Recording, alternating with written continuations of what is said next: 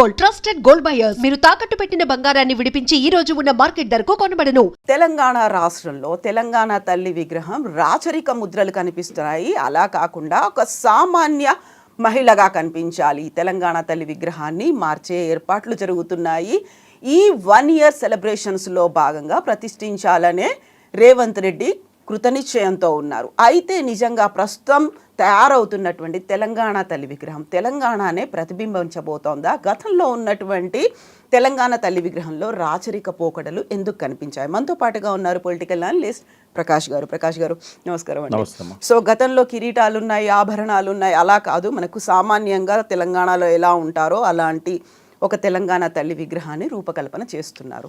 So ఏమనిపించింది విగ్రహాన్ని చూసిన తర్వాత? అన్అఫీషియల్గా అయితే బయటికి వస్తుంది అంటే ప్రజలు మార్పు కోరుకోవాలనుకున్నారు. అందుకే టీఆర్ఎస్ ప్రభుత్వం బదులు ఇక్కడ కాంగ్రెస్ ప్రభుత్వాన్ని ఎన్నుకున్నారు. ప్రజలు కోరుకున్న మార్పు ఇది కాదమ్మా.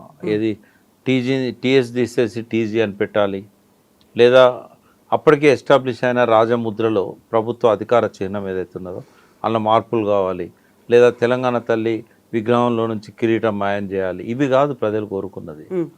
మార్పు అనేది ఒక ముఖ్యమంత్రిలో మార్పు, ఒక పాలనా పద్ధతిలో మార్పు. అయితే ఏదో చేయబోతే కోతి అయిందని అంటారు కదా, అట్లా అయిపోయింది. ఇప్పుడు ప్రజలు తల వంచుకునే పరిస్థితి వచ్చింది. వాళ్ళు కోరుకున్నది ఏది జరగకపోగా ఈ వెర్రితలలు వేస్తున్నది మార్పు అనేది. ఇప్పుడు టీఎస్ అనే దానిలో ఒక అర్థం ఉంది, తెలంగాణ స్టేట్. టీజీలో ఏముందమ్మా? ఓన్లీ తెలంగాణ. దానికి ఆ సఫిక్స్ అనేది లేకుండా పోయింది, మళ్ళీ వేరే స్టేట్ అని పెట్టాలి. అప్పుడు ఆ డిస్కషన్ వచ్చినప్పుడు కేసీఆర్ గారు టీజీ అంటే దానికి ఏమి ఉండదు స్టేట్ అనేది, టీఎస్ అంటే తెలంగాణ స్టేట్ అనేది ఉంటుంది. కాబట్టి ఆ రకంగా చేస్తేనే బాగుంటుంది అని చెప్పి కర్ణాటకని కేఎస్ అంటాం, కర్ణాటక స్టేట్. కాబట్టి అట్లా చేస్తే బాగుంటుంది అని చెప్పి అప్పుడు పెట్టారు. సరే, ఇప్పుడు మళ్ళీ దాన్ని మార్చేసి నా అర్థం లేకుండా చేశాడు. సరే, అదే అంటే ఏంటంటే ఇప్పుడు వెహికల్స్ మీద కానీ ఎక్కడ కానీ ఆర్టీఓ వాళ్ళు ఒక ఆదేశం జారీ చేయగానే అందరూ మార్చుకుంటారు, మార్చుకోకపోతే పెనాల్టీ కట్టాల్సి వస్తుంది. కానీ ఇక్కడ తెలంగాణ తల్లి అనేది ఫస్ట్ దాని హిస్టరీ చెప్తాను నేను. కిరీటం ఎందుకు అవసరమైంది, ఆ రూపం ఎట్లా తయారైంది తెలియాలి, చరిత్ర. ఇప్పటి జనరేషన్కి అది తెలియదు. అసలు ఏ సందర్భంలో తెలంగాణ తల్లి విగ్రహం అవసరమైంది, అదొక చారిత్రక ఉద్యమ అవసరంగా తెలంగాణ తల్లి ముందుకొచ్చింది.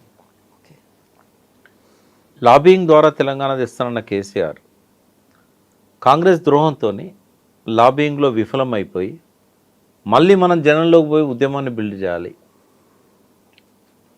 విద్యార్థులు 69లో చాలా మూల్యం చెల్లించారు.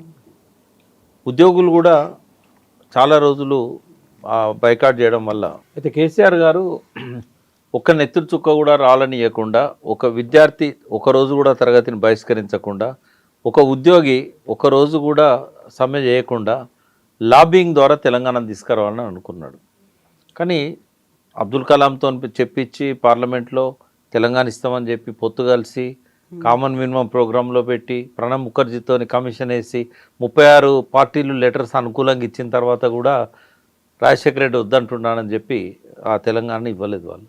ఆ సమయంలో ఇంకా లాబింగ్ అనేది ఫెయిల్ అవుతున్నది, ఉద్యమమే మనకు ప్రత్యామ్నాయం అని చెప్పి కేంద్ర మంత్రులుగా ఇంకా రిజైన్ చేయకముందే యూపీఏలో ఉన్నప్పుడే తెలంగాణ జాగరణ సేన తీసుకొచ్చారు కేసీఆర్ గారు.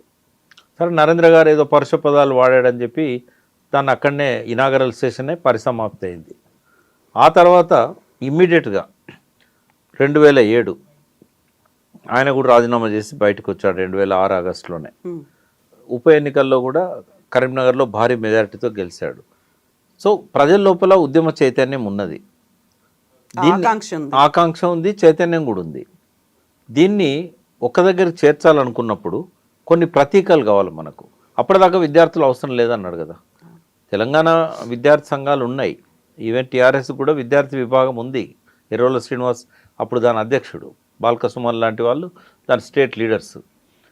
మరి వీళ్ళకి ఆ చైతన్యాన్ని సోయిని కల్పించడానికి ప్రత్యేకంగా అంతకుముందు ఏ ప్రయత్నం లేదు. అందుకని 2007-8లో నెలల పాటు తెలంగాణ భవన్లో క్లాసులు పెట్టారు, మాలాంటి వాళ్ళతో చెప్పించారు. జయశంకర్ గారు కూడా ఉన్నారు అప్పుడు, కోదండరామ్, జయశంకర్, మల్లేపల్లి లక్ష్మి, అందరం కూడా చెప్పాం. విద్యార్థులలో ఒక చైతన్యం అనేది పెరిగింది అప్పుడు. దాంతో పాటుగా ఇంకేమైనా ప్రతీకలు ఉంటే బాగుండు అన్నప్పుడు తెలంగాణ జాగృతి తరఫున కవిత గారు బతుకమ్మను ఒక ప్రతీకగా తీసుకొచ్చారు. అదే సమయంలో తెలంగాణ తల్లి విగ్రహాలు ప్రతి ఊర్లో ప్రతిష్ఠిస్తే బాగుంటుంది. అప్పుడు ఆంధ్ర ఉద్యమంలో ఆంధ్రమాత విగ్రహాలను పెట్టారు. కాబట్టి తెలంగాణ తల్లిని మనం ప్రతిష్ఠించాలి అనేది కేసీఆర్ గారి ఆలోచన. అప్పటికే ఈ విషయంలో కొంత వర్క్ చేస్తున్నది ఎవరు అంటే బిఎస్ రాములు గారు, తెలంగాణ తత్వవేత్త. ఆయనతో పాటుగా B V N Chari, professor Gangadhar, fine arts college. అయితే ఈ ముగ్గురిని కూడా కేసీఆర్ గారు పిలిపించారు. బిఎస్ రాములు గారు చాలా క్లోజ్గా ఎప్పుడు కేసీఆర్ గారికి, అంటే ఆయన పార్టీలు లేకపోయినా సలహాలు ఇస్తుండేవాడు.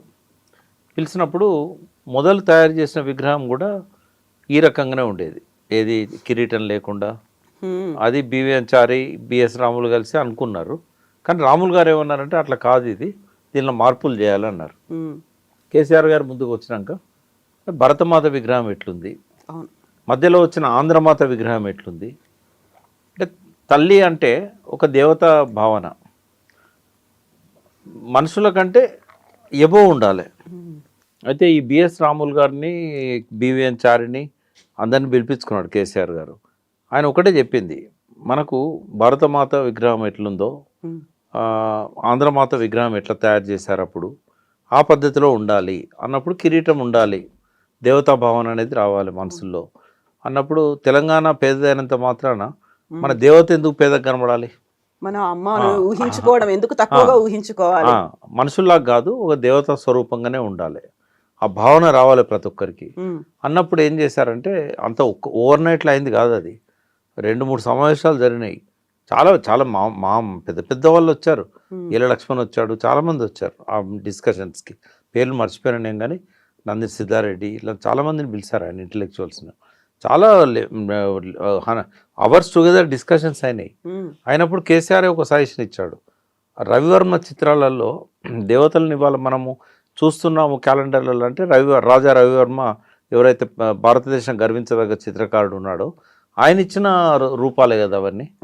సో దేవత అంటే ఖచ్చితంగా కిరీటం ఉంటుంది, ఆయన ప్రతి దేవత విగ్రహంలో ఆయన కిరీటం పెట్టాడు.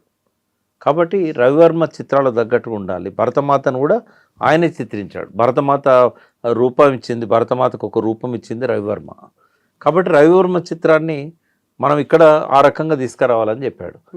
అన్నప్పుడు కిరీటం అనేది అవసరమైంది. కిరీటంలో కూడా తెలంగాణలో లభ్యమైన కోహినూరు వజ్రం ఉంటుంది, వడ్డానం ఉంటుంది తెలంగాణ తల్లికి. వడ్డానం అనేది తెలంగాణ సంప్రదాయం. మీరు ఏ ఫంక్షన్ పోయినా లేడీస్ వడ్డానం పెట్టుకుంటారు. అంటే బాగా డబ్బున్న వాళ్ళే పెట్టుకోరు, గరీబులు కూడా పెట్టుకుంటారు ఉన్నంతలా వాళ్ళ శక్తి మేరకు. వడ్డానంలో జాకోబ్ వజ్రం ఉంది. తర్వాత పట్టుచీర దేనికి సంకేతం? పోచంపల్లి, ఇక్కత్. తెలంగాణలో పట్టుచీరలు నేసే కేంద్రాలు ఒక 10-15 ఉంటాయి, వెంకటగిరి చాలా. అవన్నీ వెంకటగిరి అంటే ఆంధ్ర, గద్వాల్ ఉంటుంది, కొత్తకోట, తర్వాత పోచంపల్లి, నారాయణపేట, ఇట్లా మహబూబ్నగర్లో 3-4 ఉన్నాయి. మళ్ళీ వేరే జిల్లాల్లో కూడా ఉన్నాయి. ఇప్పుడు జాగ్రఫికల్ ఐడెంటిఫికేషన్ గుర్తింపు కూడా వచ్చింది కదా ఇక్కత్ చీరకు. ఇట్లాంటివన్నీ ఉన్నాయి. సో దాంతో పాటుగా చేతుల్లో ఏముండాలి? ఒక చేతిలో బతుకమ్మ, ఒక చేతిలో తెలంగాణ మెట్ట పంటలకు ఉదాహరణగా జొన్న కంకి, మొక్కజొన్న, ఇవన్నీ కూడా అందులో పెట్టడం జరిగింది. అంటే సరే ఒక మాట అనుకుందాం, ఇప్పుడున్న ముఖ్యమంత్రికి అది నచ్చలేదు. నచ్చకపోవడానికి ఒక తాత్విక పునాది ఉన్నది. రేవంత్ రెడ్డి అనే వాడికి ఇప్పుడున్న తెలంగాణ తల్లి నచ్చకపోవడానికి ఆయన ఒక తాత్విక పునాది ఉన్నది. ఏంటంటే ఆయన ఎన్నడూ తెలంగాణ అనలేదు, జీవితంలో అనలేదు, ఈ రోజు వరకు. ప్రమాణ స్వీకారంలో కూడా జై తెలంగాణ అనలేదు. 1 year పూర్తవుతున్నా అమరవీరుల దగ్గర పోయి దండం పెట్టలేదు. ఎన్నడూ జై తెలంగాణ అనే వ్యక్తికి, తెలంగాణ ఉద్యమంలో లేని వ్యక్తికి, ఉద్యమకారుల మీద తుపాకీ తీసిన వ్యక్తికి తెలంగాణ తల్లి మీద గౌరవం ఎందుకుంటుంది? అందుకే ఆయన దాన్ని, ఆయన మనసులో లేని తెలంగాణ తల్లి ప్రజల మనసుల్లో కూడా ఉండకుండా చేయడానికి ఒక కుట్ర చేస్తున్నాడు. ఆర్టీఏ వాళ్ళు ఇచ్చిన నోటిఫికేషన్ అంతా సులభమా తెలంగాణ తల్లిని చెరిపేయడం అనేది? లేదా కేసీఆర్ గారి అడుగుజాడల్ని తుడిచేస్తా, ఆయన జ్ఞాపకాలను లేకుండా చేస్తా, ఆయన గుర్తులను చెరిపేస్తా అని ఏదైతే అంటున్నాడో అది ఒక్క కేసీఆర్ గారు సృష్టించిందా? సో కేసీఆర్ గారు లాబింగ్ ప్రక్రియ ఎప్పుడైతే విఫలమైందని అన్నారో, సో మళ్ళీ ఆయన ఈ తెలంగాణ తల్లి విగ్రహానికి రూపకల్పన చేసిన క్రమంలో మొట్టమొదటిసారి నవంబర్ 15, 2007న తెలంగాణ భవన్లో తొలిసారి ఆ విగ్రహాన్ని ఆవిష్కరించడం జరిగింది. పస్నూరి దయాకర్ మొన్నటి వరకు ఎంపీగా ఉన్నారు టీఆర్ఎస్ ప్రభుత్వంలో. ఆయన లోక్సభ సభ్యునిగా 2 సార్లు ఎన్నికయ్యాడు. అతను ఫైన్ ఆర్ట్స్ కాలేజ్ స్టూడెంట్ ఉండే. ప్రొఫెసర్ గంగాధర్ ఎవరైతే తుది రూపం ఇచ్చారో ఈ తెలంగాణ తల్లి విగ్రహానికి,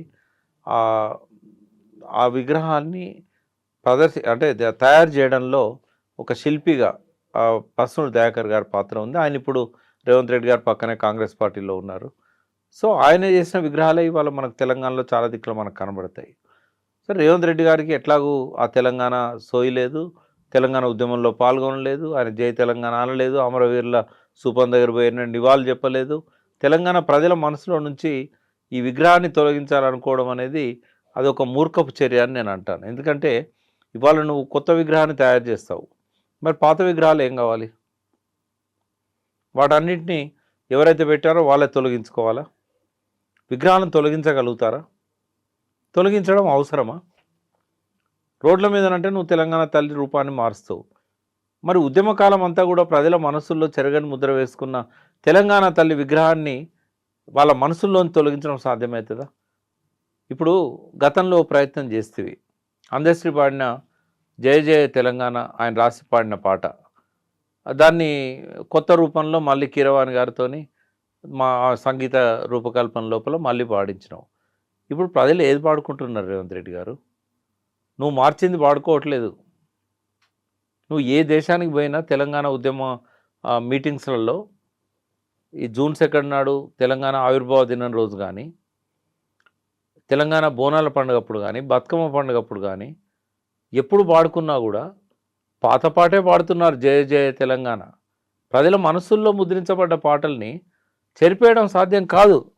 ఇవాళ మీరు మీ ఆధ్వర్యంలో నడుస్తున్న వందలాది స్కూళ్ళల్లో పొద్దున ప్రార్థన సమయంలో పాడుతున్నది ఏ పాట? అందుకే కీరవాణి గారి సంగీతాన్ని నేను తప్పట్టట్లేదు, అందశ్రీ గారి ఆశయాన్ని కూడా నేను తప్పట్టట్లేదు. కానీ మార్పు చేసినంత మాత్రాన ప్రజలు దాన్ని స్వీకరిస్తారు అనుకోవడం పొరపాటు. దానికి ఉదాహరణే మనకు ఈ తెలంగాణ జయ జయ తెలంగాణ పాట. కాబట్టి ప్రజల మనసుల్లో ఎట్లయితే ఉద్యమ కాలంలో ఆ పాట ఎస్టాబ్లిష్ అయిందో, తెలంగాణ తల్లి భావన కూడా అట్లాగే ఎస్టాబ్లిష్ అయింది. ఇవాళ వీధి వీధిన ఆ విగ్రహాలు ఉన్నాయి. వాటి తొలగించడం ఎట్లా సాధ్యమవుతుంది? మళ్ళీ నువ్వు అన్న విగ్రహాన్ని తయారు చేసి ఆ ప్లేస్లో పెట్టాలంటే ఆ ప్రజలు ఒప్పుకుంటారా? కాబట్టి మీ నుంచి ప్రజలు కోరుకున్నది ఏంటంటే కేసీఆర్ అసంపూర్తిగా వదిలేసిన లక్ష్యాలను కంటిన్యూ చేసి ఆ పాలమూరు రంగారెడ్డి పథకాన్ని మీ కోడంగల్ దాకా తీసుకుపోతావా, లేకపోతే కొండారెడ్డిపల్లె తీసుకుపోతావా? మీరు నీళ్ళు ఇవ్వాలని ప్రజలు కోరుకుంటున్నారు.